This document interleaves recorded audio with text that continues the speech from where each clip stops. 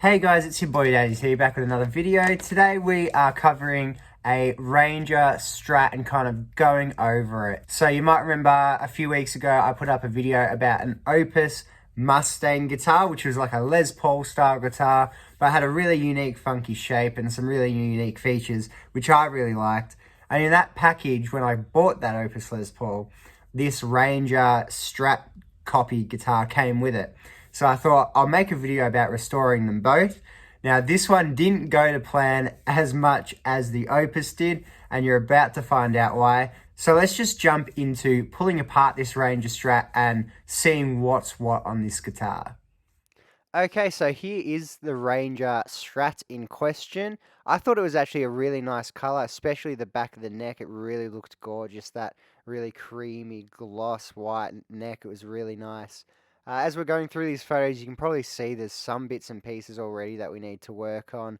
And coming up, you can actually see there was some pretty obvious neck cracks. There you go, you can see the cracks around the neck pocket. They're obviously just hairline cracks, so not a big deal there. And you can also see, maybe you can see a little bit there, the nut needed cutting too. Alright, so obviously we've got to take the strings off first when we're restoring our guitar. They were really gross, rusty old strings, as you can imagine. And here is the bridge, the springs, and you can actually see underneath the springs, you can see the bridge pickup there. So I think the next scene will show you a bit better, because I think I pointed out with my screwdriver or my finger. Yeah, you can see the bridge pickup is just sitting there, so it's almost hollow all the way through. I've never seen routing like that before on a Strat. Here's underneath the pick guard. The wiring was messy, but looked good. Didn't look like anything was out of whack. The switch was horrendous. Yeah, so you can see the bridge claw there and the bridge springs right through the body. I've never seen routing like that. It was just bizarre. And here's the import style jack. Again, I've never seen a jack like this actually. You can see that wire's come off. I soldered that on to test the electronics and they were all fine. The neck pocket there, nothing really to note there. The neck was really great, the body not so much. And here you can see the pick guard was just a horrendously cut pick guard. I don't know if you'll be able to pick it up, but you can just see there's just some real bumps and lumps that really shouldn't be there on a good quality pick guard. I actually think that might be a replacement pick guard that someone's cut.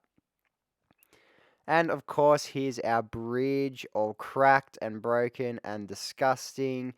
That was the first thing I was replacing. I was getting a new bridge because that was just, yeah, horrendous. And this is the new bridge that I got to replace it with, which was from an old R-ST3 from the Matsumoku factory. So, you know, a slight upgrade, better than nothing. There you go, you can see the bridge there. But unfortunately, it wasn't meant to be. As you can see, the first issue here was the tuner was actually plastic and snapped off just tuning the E string. So that and a whole bunch of other issues, which I'll mention later in my summary, led to me passing this guitar out and actually selling it as parts. Because the body was good, the neck was great, the electronics were fine. So as you can see, I just parted it out and just sold it all as parts, because clearly the sum of the parts was not going to make a great guitar. I learned that as I kept going and going. So if you see one of these Ranger Strats out and about, I would probably recommend against getting one. They've got good bones, but I would probably recommend against it. Okay, so as you can see, there were a variety of issues. First and foremost, let's talk about those tuners. I've actually got the rest here. Let me see if I can grab them out. Okay, maybe I don't have them, but I've got the broken ones still. But you saw that in the video. So the tuners were cheap plastic that were covered in a really cheap chrome, and they just looked horrendous. And once I kind of discovered they were plastic, it was like, yeah, okay, that's it for the tuners. We're going to have to get a new set of tuners, which I wasn't super keen on. I was just going to use the set I had lying around and just make them fit, re-drill out the tuning, like screw holes and all that. But that wasn't the only issue. So the other issue was the neck was not aligned properly, and I've fixed that before. I fixed that on the Opus Les Paul guitar. So I fixed it on a bunch of guitars before, either by re-drilling the holes in either the body or the neck, or using a shim in some cases when it's really bad.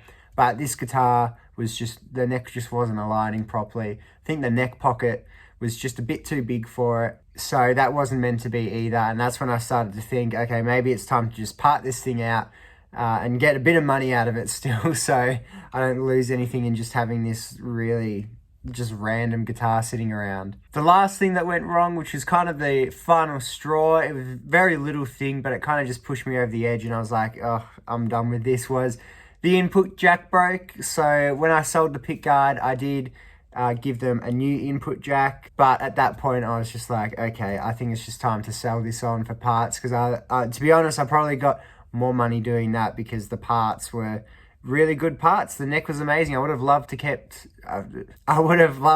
have kept the neck and used it on a project myself, but I just don't need any more projects or any more bits and pieces like that lying around. So if you see a Ranger Strat used on the market, unless it's a really, really cheap deal and you think you might be able to do something really cool with it and do some awesome mods with it, I would highly recommend against getting one. The only pluses were it was a really cool neck and it actually felt really nice, the neck, and it had quite big frets for a guitar that old, and it didn't sound terrible for what it was. It was actually quite a nice sounding guitar, but just the hardware and everything else about it was just, yeah, not worth it. So anyway, that's it from me for this video. If you enjoyed this video, please like and subscribe to this channel.